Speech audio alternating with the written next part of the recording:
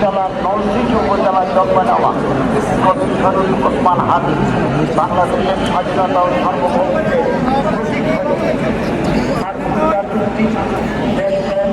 মানবিক মূল্যবোধ দীর্ঘদিন তার চেষ্টা করে এসেছেন। দান দেব কিন্তু চুলাই দেব না, এই স্লোগান মুখে ধারণ করা বাংলাদেশের মানুষের গণতান্ত্রিক অধিকার কেড়ে নেওয়া আওয়ামী লীগের বিরুদ্ধে জুলাই পরবর্তী সবচেয়ে তীব্র কণ্ঠস্বর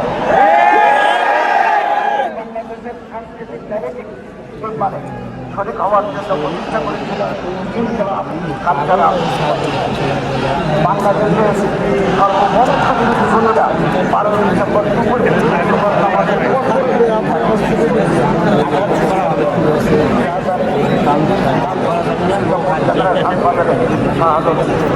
করেন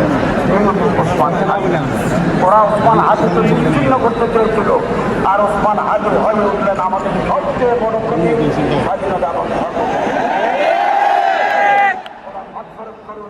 এবং দেশকে অসংখ্য না জন্য আমার দিকে আল্লাহ তাকে সম্মানিত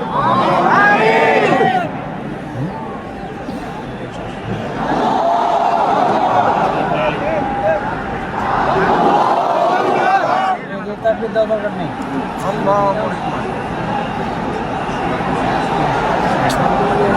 এখন